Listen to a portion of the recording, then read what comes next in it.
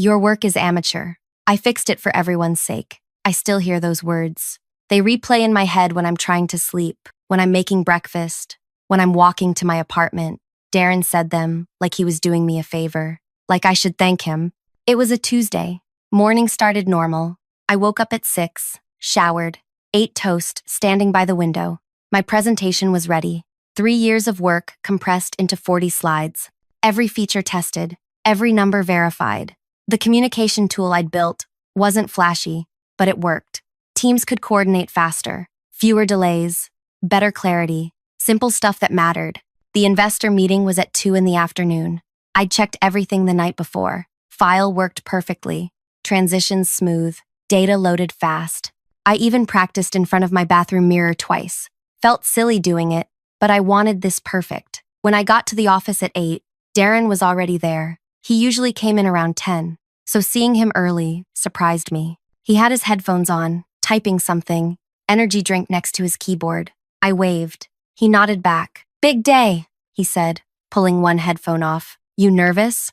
"A little," I admitted. "Don't be. You've got this. Just let me run a quick compatibility check on your file around noon. Make sure it plays nice with the projector setup. Last thing you need is tech issues during the pitch." That made sense. Darren had been with the company for 7 years. He knew the equipment, knew the investors, knew everything I didn't.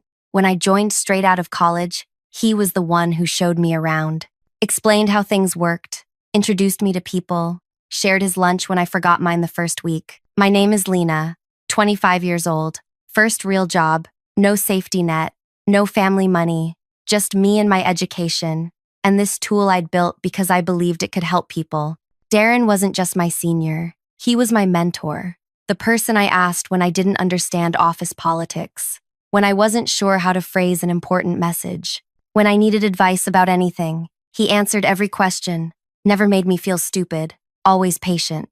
"Thanks," I told him that morning. "I'll send you the file before noon." "Perfect. I'll have it ready for you." I went to my workspace, answered some messages, fixed a minor bug someone reported. The morning moved slowly. Every time I glanced at the clock, only 5 minutes had passed. Finally, 11:30 arrived. I sent Darren the presentation file through our internal transfer portal. He replied 2 minutes later. "Got it. Running checks now. Go grab lunch. Relax." I wasn't hungry, but I went to the pantry anyway, made tea, tried to calm down. My hands were shaking a bit, not from fear exactly, more like anticipation. This meeting could change everything. The investors funded big projects. If they liked what I built, I could expand it, hire people, make something that actually mattered. At 1:15, I headed to the main meeting room. Needed to set up early, test the sound, make sure everything connected properly. The door was locked. I tried my access card. Red light. Tried again. Still red. Weird. I went looking for Darren. Found him in the break area, pouring coffee. "Hey, the meeting room isn't opening for me." "Oh, yeah. They changed access permissions this morning. Some security update. I've got clearance, though." We walked together. He swiped his card. Green light. Door opened. The room was ready. Projector on. Chairs arranged. Water bottles set out. Everything looked professional. "Let me just pull up your file," Darren said, going to the connected laptop. He clicked around, frowned, clicked more. His frown deepened. "What's wrong?" I asked. Hang on." More clicking. Then he stopped, leaned back, looked at me. "So, there's a situation." My stomach tightened. "What situation?" "Your file had some compatibility issues. I tried converting it, but something went wrong. The original got overwritten." I didn't understand at first. "Overwritten?" "Yeah. During the network optimization process. It's gone." "Gone?" My voice came out weird, too high. "What do you mean, gone?" "I mean it's not there anymore. I was trying to help and the process corrupted it. Technical glitch." He shrugged. Actually shrugged. "Do you have another version?" 3 years of work, stored in one place because our company policy required everything on the internal server. No external drives allowed. "Security risk," they said. I'd followed the rules. "No," I whispered. "That was the only version." "Seriously? Lena, you should always maintain multiple versions. Didn't they teach you that in school?" "They did, but I'd trusted the company server, trusted the process, trusted him. Can't you restore it? There must be a way. I tried. The optimization overrode it at the core level. It's gone. He checked his watch. Investors arrive in 30 minutes. We need to tell management this meeting isn't happening. Wait, no, we can't cancel. They're coming specifically for this. Darren sighed, rubbed his forehead like I was stressing him out. Then what do you want to do? You can't present nothing. My brain wasn't working. Panic does that. Shuts down logic, makes everything feel impossible. I'd spent 3 years building this tool, testing it, improving it. Now I had 30 minutes and nothing to show. I could talk through it without slides. These investors don't do casual conversations. They need data, projections, interface demonstrations. You know this. I did know this. But what choice did I have? Your work is amateur. I fixed it for everyone's sake. That's when he said it. Standing there with his coffee, looking at me like I was a child who'd broken something valuable. What? Your presentation. I saw it when I opened the file. It was amateur, too technical, too detailed. Investors don't care about every single feature. They care about money, growth, return on investment. So I fixed it, made it cleaner, more focused. But then the glitch happened, and now we have nothing. He fixed it. He'd opened my file and decided it wasn't good enough, decided to change it without asking me, without telling me, and then deleted everything. You changed my presentation? I was trying to help you. You're new. You don't know how these things work yet. I've done a dozen of these pitches. I know what investors want. Something inside me went very quiet, very still. The panic stopped, replaced by something else, something I couldn't name yet. So what do we do now? I asked. My voice sounded normal, calm even. Darren thought for a moment. I actually have a presentation template I use for product demos. Basic structure. I could adapt it quickly, fill in what I remember about your tool. Won't be as detailed, but it'll give investors something to look at. Better than nothing. You do that? Of course. We're a team. Your success is my success. He smiled, friendly, reassuring. The same smile he'd given me 100 times before. Go splash some water on your face. Breathe. I'll handle this. When investors arrive, just follow my lead. Answer their technical questions if they ask. But let me drive the presentation. Okay? What else could I say? The meeting was in 25 minutes. My work was gone. He was offering a solution. Okay. I left the room, went to the bathroom, looked at myself in the mirror, tried to understand what just happened, but there wasn't time to process, wasn't time to think. I splashed water on my face like he suggested, dried it, walked back. The investors arrived at exactly 2 o'clock. 4 people in business clothes, handshakes, introductions, small talk about traffic and weather. Then we all sat down. Darren started the presentation. His slides were basic, simple graphics, bullet points. He talked about remote team coordination like it was a brand new concept he'd just invented. Mentioned features I'd built, but described them in vague terms. Streamlined communication pathways, integrated task visibility, corporate language that sounded impressive, but meant nothing specific. The investors listened, took notes, asked questions. How does the interface handle multiple time zones? One of them asked. Darren looked at me. Lena can answer that. She handled the technical build. I explained the feature. Automatic time zone conversion, user preferences, notification scheduling. The investor nodded, wrote something down. Another question came. What's your user acquisition strategy? Darren jumped back in, talked about market penetration, growth curves, partnerships, things we'd never actually discussed, things he was inventing on the spot, but he sounded confident. Sure, like he'd planned all of this for months. The presentation lasted 40 minutes. When it ended, the investors thanked us, said they'd discuss internally and get back to us. Standard response. Impossible to read? After they left, Darren turned to me. That went well. You did good answering those technical questions. Thanks. Listen, about your file. I'm really sorry. I should have been more careful with the optimization process. But hey, we pulled through, right? Team effort. Team effort. He kept saying that, like we'd both contributed equally, like he hadn't deleted 3 years of my work and then presented his own watered-down version. Right, I said. I went back to my workspace, sat there, stared at my monitor, didn't really see anything, Just kept replaying the meeting in my head. His presentation, his words, his confidence. 3 days later, management called us both in. The investors had agreed to fund the next development phase. 2 million. Darren would lead the expansion. I'd continue as a developer on the team, reporting to him. Congratulations, our director said. Great work, both of you. Darren shook hands, smiled, accepted praise. I stood there and nodded when appropriate. After the meeting, Darren caught up with me in the hallway. Hey, you okay? You seem quiet. Just tired. I get it. Big week. Listen, I know the presentation thing was messy, but it worked out, and you'll learn from this. Next time, triple back up your work. Keep versions in multiple places. Break the rules if you have to. Better safe than sorry. He said it like he was teaching me something valuable, like the lesson mattered more than what happened, like I should be grateful. You're right, I said. I'll remember that. The months that followed were strange. The project expanded. More developers joined. Darren ran meetings, made decisions, took interviews with tech blogs about his vision for workplace communication tools. Every article mentioned his name. Some mentioned the team. None mentioned me specifically. I kept building, added features, fixed problems, did my job. People around the office started treating Darren differently. More respect, more deference. He was the guy who landed a 2 million investment, the guy with vision. He was nice to me, always nice. Checked in on my progress, brought me coffee sometimes, asked if I needed anything. The perfect mentor, the helpful senior colleague. I smiled, said, thank you, kept working. 4 months after the investor meeting, something interesting happened. One of the investors reached out to me directly, not through company channels, personal message to my private account.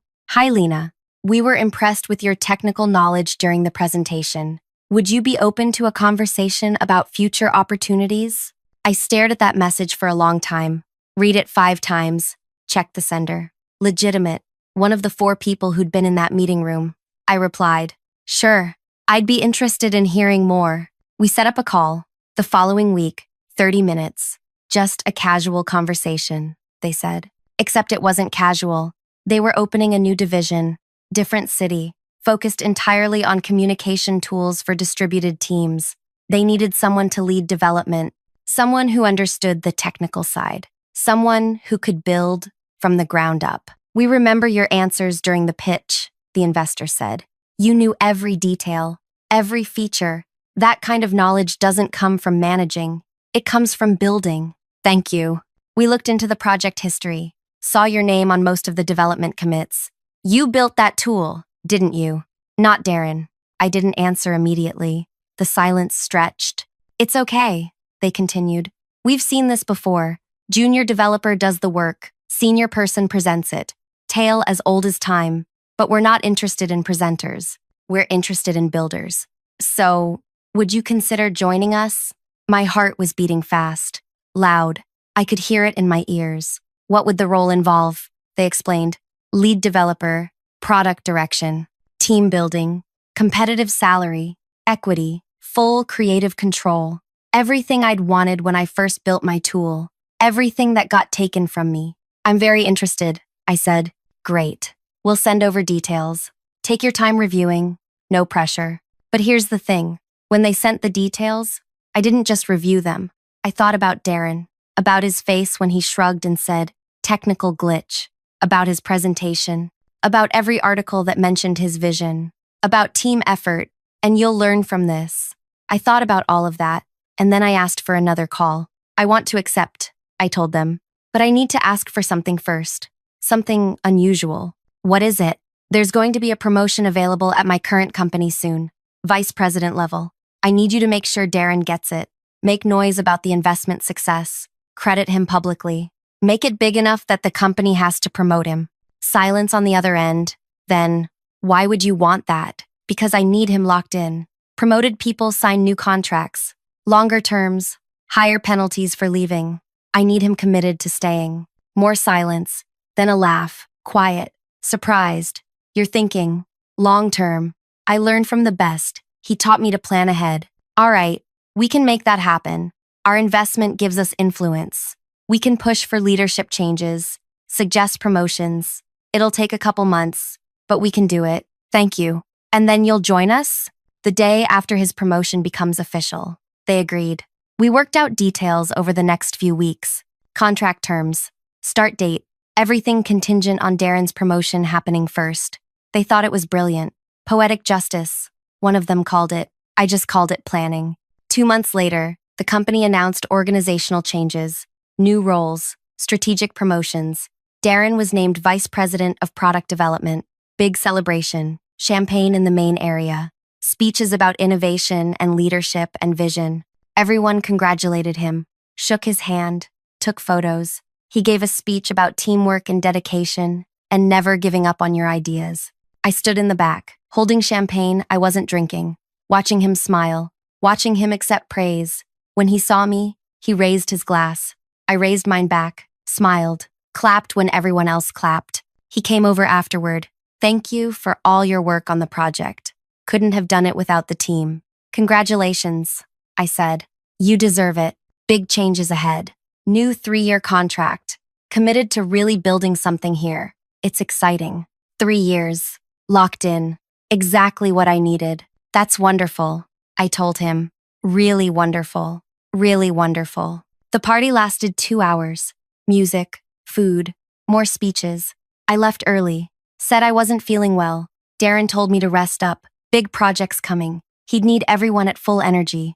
I went home, sat on my bed, looked at the contract on my laptop, the one from the investors, signed and ready, just waiting for the right moment. That moment came 1 week later, Thursday morning. The investors made their announcement. New division, new city, major expansion into communication tools for distributed teams, and leading development, Lena, named specifically, mentioned as the talented developer who initially conceptualized this approach during our first meeting. The announcement went everywhere. Tech news sites, industry blogs, social feeds, my name, my role, my tool. Messages started coming in. Congratulations from old classmates, questions from colleagues, confusion from people at my company who didn't understand what was happening. And then, 20 minutes after the announcement, a message from Darren. Congratulations on the new role. Exciting opportunity. 6 words. Professional, tight, no enthusiasm, no warmth, just 6 words that said everything he couldn't actually say. I replied simply, thank you. Learned a lot here. He didn't respond. I gave my 2 weeks notice that afternoon. Management was shocked. Tried to counter-offer. I declined politely. This opportunity was too good to pass up, I explained. Nothing personal. Just career growth. Darren avoided me during those 2 weeks. We'd pass in hallways. He'd nod. Keep walking. No coffee. No check-ins. No friendly mentor advice. On my last day, I packed my things. Said goodbye to colleagues. HR processed my exit paperwork. As I was leaving, I saw Darren in the main workspace. He was looking at something on his monitor. Probably the latest article about the new division. About me. About the tool I'd built that was finally getting proper recognition. He glanced up. Our eyes met for just a second. In that second, I saw it. Understanding. He knew. He'd figured out what I'd done, how I'd planned it, how his promotion wasn't a reward but a cage. I didn't smile, didn't gloat, just picked up my box and walked out. 3 years. That's how long he'd be stuck there. Watching announcements about the new division, reading articles about innovative features, seeing my name attached to everything he'd tried to take. The new city felt different. Cleaner air, wider streets.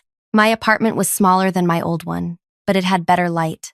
I could see sunrise from the bedroom window. Work started immediately. The investors had secured office space, hired initial staff, set up infrastructure. My job was to rebuild the communication tool, properly this time, with full resources, full support, full credit. First week was orientation, meeting people, understanding workflows, learning the new environment. Second week, I started actual development, pulled up my original designs, the ones that existed only in my head now since Darren had deleted everything. But I remembered every feature, every function, every detail. Turns out, keeping everything in your brain has advantages. Nobody can delete your thoughts. Nobody can overwrite your memory. I rebuilt from scratch. Better than before. Cleaner code, smarter functions, 3 years of development, condensed and improved. The team I worked with was small, 8 people initially, all of them good at their jobs, all of them respectful. When I explained something, they listened. When I made decisions, they implemented them. Nobody questioned whether I knew what I was doing. Nobody talked over me in meetings. It felt strange at first. Being heard, being trusted. I kept waiting for someone to undermine me, to take over, to explain things I already understood, but it didn't happen. My direct report was a guy named Callum, 15 years of experience, could have easily been competitive or dismissive of a younger lead. Instead, he asked good questions, offered useful suggestions, respected boundaries. After 2 weeks, I asked him why. Why are you so easy to work with? He laughed. Because I'm here to build things, not play politics. You know what you're doing. Why would I make that harder? Simple answer, obvious answer, but I'd never experienced it before. Months passed. The tool took shape. We added features I'd only dreamed about in my old job. Real-time translation for international teams, adaptive interfaces for different work styles, integration capabilities that actually functioned smoothly. Every 2 weeks, we had progress meetings with the investors. They'd review development, ask questions, approve next phases. In those meetings, they always addressed me, not Callum, not the senior developers, me, because I was leading this. How are you finding the transition? One investor asked after a 3-month review. Good, really good. No regrets about leaving your old company? I thought about Darren, about his locked contract, about the promotion he probably didn't enjoy anymore. None. Good, because we're accelerating timeline. We want to launch in 6 months instead of 9. Can you deliver? 6 months. Aggressive timeline would mean longer hours, more pressure, but also faster results, faster proof that this tool worked, faster validation that I'd built something real. Yes, we can deliver. Callum didn't even hesitate when I told the team. Let's do it. I'll restructure sprints. We can make this work. We did make it work. Nights got longer. Weekends disappeared. But it wasn't the same as my old job. There, I worked late because I was alone. Here, the whole team worked late together. Callum brought food. Others shared music. Someone always made fresh tea around midnight. It felt collaborative, shared purpose. 5 months in, we had a working product. Full features. Tested, debugged, ready for beta launch. The investors scheduled a demonstration, invited potential clients, business journalists, industry analysts. This time, I built the presentation myself. Nobody touched it. Nobody optimized it. Nobody deleted it. I kept multiple versions, sure, but mainly because it was smart practice, not because I was afraid. The demonstration was on a Wednesday. 70 people in attendance, much bigger than that first investor meeting at my old company. I should have been nervous, should have felt that same panic from before, but I didn't. This was my work, my tool, my presentation. Nobody could take it from me because everyone already knew it was mine. My name was on everything. The invitations, the announcements, the product description. I presented for 90 minutes, showed every feature, explained every function, answered every question. When it ended, people clapped. Actual applause. Several potential clients approached immediately, wanted pricing information, implementation timelines, partnership discussions. The investors were thrilled. This is exactly what we hoped for. Better, actually. You've exceeded projections. One of them pulled me aside. You know Darren has reached out to us 3 times now, asking about opportunities, wants to know if we're hiring for senior positions. My stomach tightened. What did you tell him? That we're fully staffed in leadership, which is true. We have you. Don't need anyone else. They paused. He sounded frustrated, asked how much longer his contract runs. We didn't answer that, obviously. Not our business, but it was satisfying to hear. I should have felt happy, vindicated, but mostly I felt tired. Darren was still there, still stuck, still watching from a distance while I built what he'd tried to steal. Before I continue, I want to say thank you for listening this far. Your support means everything. Stories like mine need to be heard, so others know they're not alone when workplace betrayal happens. Now, back to what happened next. Launch day came 6 months after I'd started. We went live globally, announced partnerships, opened registration. The response was immediate. Hundreds of signups in the first hour. thousands by end of day. Tech journalists wrote reviews, positive reviews. They mentioned the intuitive interface, the practical features, the clear improvement over existing tools. Several articles mentioned my background. Former developer at mid-sized tech company, now leading innovation in distributed team communication. One journalist did deep research, found my name in the original project commits from my old company, connected the dots. Their article was titled, "When Companies Lose Talent by Misattributing Success." It detailed my original tool, Darren's presentation, the investor meeting, my departure, the new venture, everything. That article went viral, got shared thousands of times, sparked discussions about credit and recognition and who actually builds versus who presents.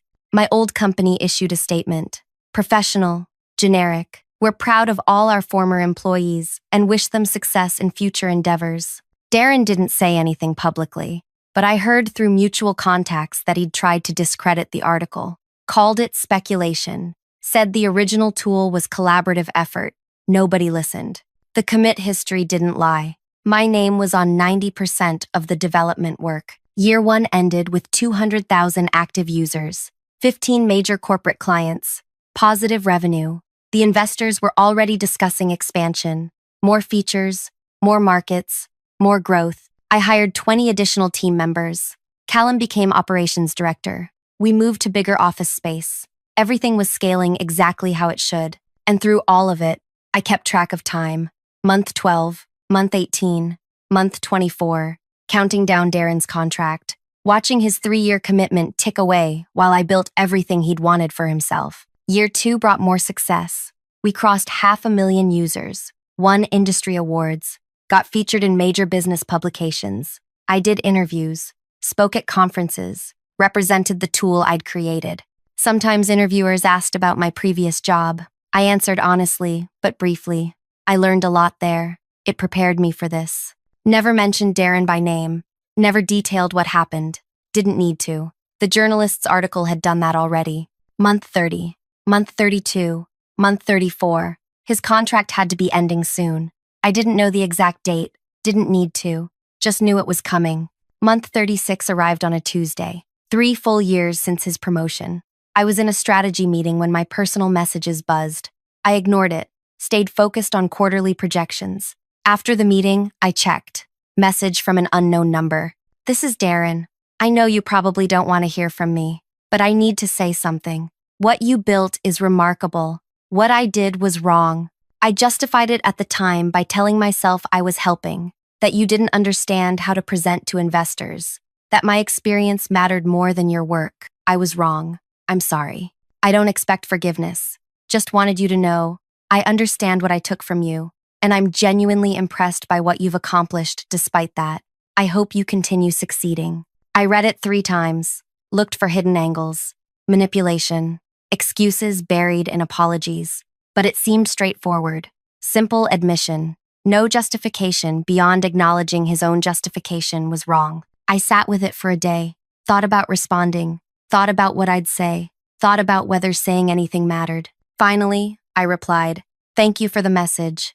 I appreciate the acknowledgement. I hope you find your next opportunity fulfilling." Short, professional, final. He didn't respond. I didn't expect him to. 2 weeks later, I saw his announcement. New job, different company, smaller role than vice president, senior project manager, lateral move at best, maybe even a step down. But he was out, free from the contract, free to move forward. Good for him, I thought, and meant it. Not because I forgave everything, but because carrying anger was exhausting. I'd gotten what I needed: success, recognition, proof that my work mattered. His career trajectory wasn't my concern anymore. Year 3 brought acquisition offers. Larger companies wanted to buy us, integrate our tool into their platforms. The investors brought me every offer, asked my opinion, explained I had final say. We declined most, accepted one, the right one. Company that valued our independence, wanted us to keep building, keep innovating. The acquisition meant resources, reach, stability, and I stayed on as director. Keep leading development, keep making decisions. The deal closed on a Friday. Financial security beyond anything I'd imagined when I graduated college. beyond anything I dreamed when I was building that first version in my old job. Callum organized a celebration, small gathering, just our core team, people who'd been there from the beginning. We didn't do champagne or speeches, just pizza and appreciation. You did it, Callum said. Took an idea and turned it into something permanent. We did it, I corrected. Wasn't just me. No, but it started with you. Your vision, your work. Don't diminish that. He was right. It did start with me. In a small workspace, at a company that didn't value what I built. With a mentor who betrayed my trust. With a presentation that got deleted and dreams that got stolen. But it didn't end there. That was the difference. Darren thought deleting my presentation deleted my capability. Thought taking credit erased my contribution. Thought his experience mattered more than my innovation. He was wrong. You can delete files. Can't delete knowledge. Can't delete skill. Can't delete the ability to rebuild better than before. I went home that night, sat by my window, watched the city lights, thought about the past 3 years, everything that happened, everything I'd learned. Darren taught me to triple back up my work, but what I really learned was to quadruple back up my future, to plan further ahead, to think strategically, to turn betrayal into motivation instead of defeat. His lesson, my application, his loss, my gain. And honestly, I hope he's doing okay now. Hope he learned something too. Hope he never does to someone else what he did to me. But even if he didn't learn, even if he's still the same person making the same choices, it doesn't affect me anymore. I'm building tools that help people, leading teams that respect collaboration, creating things that matter. That's enough. That's everything. Before I finish, I want to ask something. If this story resonated with you, if you've experienced something similar or know someone who has, leave a comment below. Share where you're listening from. Your support helps these stories reach people who need to hear them. And if you haven't already, please like this and subscribe. There are more stories to tell, more experiences to share. Thank you for being here. Thank you for listening.